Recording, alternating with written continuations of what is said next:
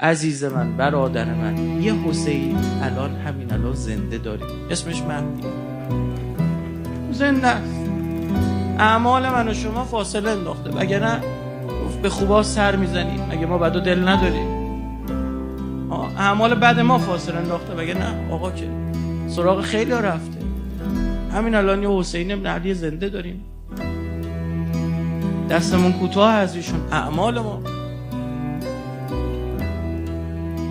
این محبت رو تو دلت بجوشون، به خروش بیار محبت به امام زمان. خداوند متعال فرج ایشون عقب انداخته. به خاطر چی؟ به خاطر اینکه یه بار دیگه قصه عاشورا تکرار نشه.